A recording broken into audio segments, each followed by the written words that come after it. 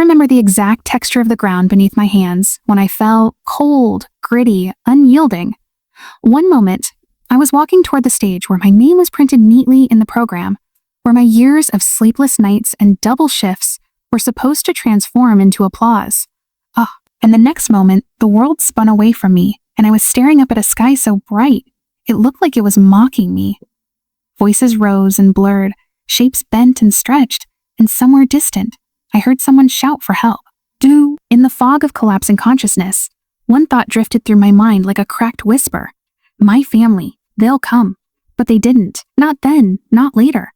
Hours passed before I woke in a hospital bed, and Roma slid into my arm, a warm blanket tucked around my legs, and a dull ache pulsed behind my eyes. Nurses walked by, their footsteps echoing softly, and machines beeped in steady rhythms that felt more alive than I did. My vision steadied, but my breath didn't. It trembled inside my chest, like it wasn't sure it belonged there. I reached for my phone, more out of instinct than hope. The screen glowed. I had one notification. Emily had tagged me in a photo. I opened it slowly, like peeling off a bandage from tender skin. There they were, my entire family, backyard grill glowing, sunlight warm on their faces, plates lined with food like a celebration had erupted in my absence. The caption hit me like a slap. Family day without the drama. For a moment, I forgot how to breathe. I didn't reply. I didn't have the words. Or maybe I had too many, and they clogged my throat until nothing came out. I simply let my phone fall to my stomach and stared at the ceiling, replaying the same truth I had never allowed myself to say out loud. My pain had never mattered to them. Growing up in a small Pennsylvania neighborhood, I learned early that what looked perfect from the outside could rot quietly underneath. Ours was the house that always had the prettiest Christmas lights, the tidiest flower beds, the porch that smelled faintly of vanilla candles. People would smile at us and say, "Such a lovely family." But inside, I lived in a constant emotional draft, something cold brushing against my skin that no one else seemed to feel. My mother, Linda, built her world around my younger sister, Emily. Emily was the delicate one, the sensitive one, the child who needed tenderness at every turn. My father, Richard, played his own role in our household script. He called me dependable, strong, the backbone of the family. Praise, some might call it. But to me, it was a job title I never asked for. Whenever something went wrong, it was placed quietly, sometimes not so quietly, at my feet. If Emily misplaced her homework, I found it.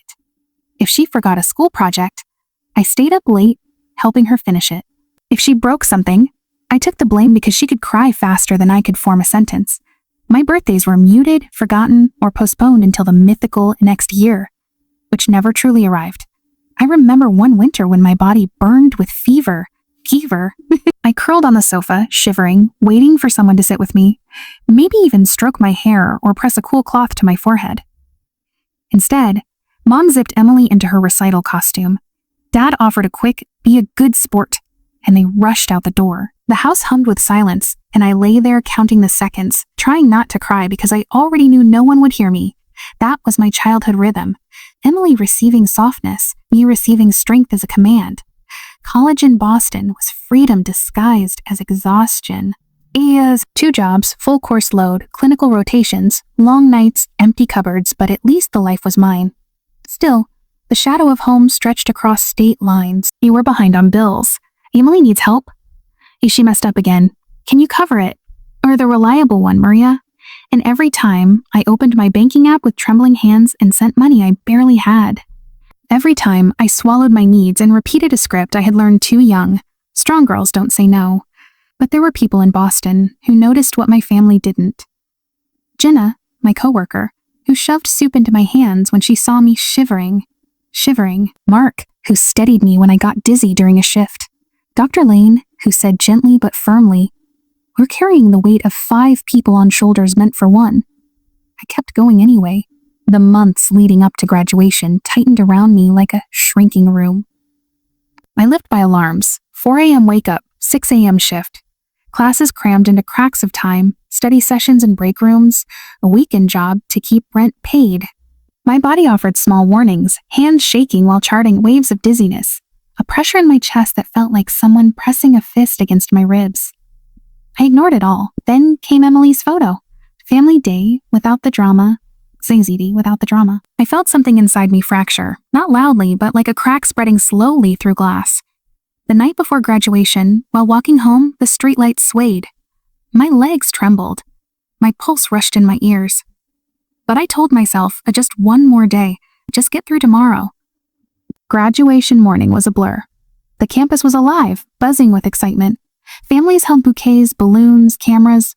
I scanned the bleachers, searching for my parents, not because I believed they were there, but because some part of me, the part still bleeding from childhood, hoped.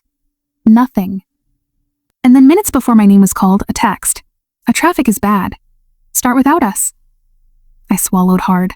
When the dean called my name, Maria Bennett, I stood. My knees wobbled. The world pulsed. The lights blurred. The stage tilted. I collapsed. When I opened my eyes again, I was in the ER. The doctor explained I had fainted from severe exhaustion, dehydration, and heart strain. He said my body had been screaming for rest long before it forced me to the ground. I asked if my parents had come. Didn't answer, not immediately. That pause told me all I needed to know. Later, alone in the dim light of the ER room, I checked my phone again. The same backyard photos stared back at me. My family laughing, my absence unnoticed, my collapse irrelevant. Days later, after I was discharged, I returned to my apartment moving like someone fearing gravity would betray her again. That evening, my phone buzzed violently.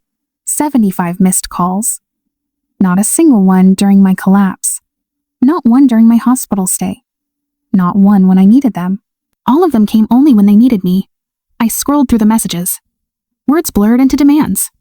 "Why aren't you answering? This is serious. Your sister is in trouble. You have to help." Then I opened the photos Dad had sent.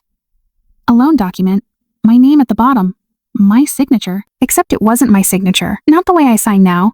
It was the same old one I'd once used on a rental application years ago. They had copied it, forged it, used it. My breath stilled in my throat. Not panic, not hurt, just clarity, cold, sharp, undeniable. I texted Jenna one sentence. "Can you come? I need you." She arrived within minutes, saw the papers, and her jaw tightened.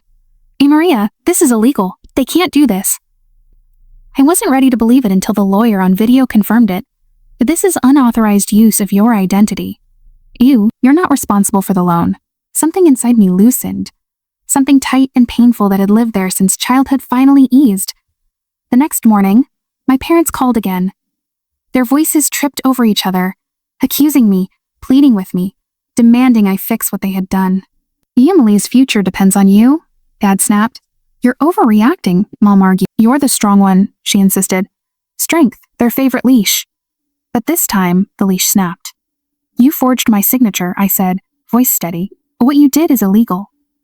I will not sign anything. If you continue pushing, I will protect myself legally." The silence that followed felt like a lifetime ending. Mom begged. Dad threatened. Emily cried. And I didn't bend. I hung up. For hours afterward, my hands trembled. Not from fear, but from release. That day, I untangled myself from every shared responsibility. I changed passwords, removed myself from accounts, ended automatic transfers, closed financial ties one by one like cutting ropes that had been choking me for years. By sunset, for the first time in my life, I felt something frightening and beautiful. Freedom. Recovery was slow, like learning to breathe again. Therapy helped me understand that guilt wasn't proof of love. Boundaries weren't cruelty, and saying no wasn't betrayal. It was survival. My body healed too. My energy returned in small, soft waves. My nights became quieter. My mornings became less heavy. News of my family reached me in fragments.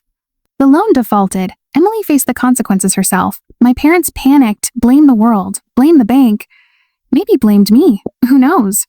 For once, I didn't reach for the phone. For once, I didn't rescue them. For once, I didn't disappear under the weight of someone else's mistakes. I built a life slowly, gently. I moved into a sunlit studio. I took a job that valued boundaries. Jenna became my emergency contact, my real family in every way that mattered. One day, walking home beneath blooming trees, I realized something. My chest didn't feel heavy, my phone didn't feel like a weapon, and my life didn't feel like a punishment. Sometimes I think about that moment on the graduation field when my body collapsed. I used to believe it was the worst thing that could have happened to me. Now I know it was the best thing. It forced me to stop, to see, to finally choose myself. And choosing yourself is not selfish. It's the first step toward being whole. If any piece of my story echoes inside you, know this. You're not alone. And healing is possible. One boundary, one breath, one brave moment at a time.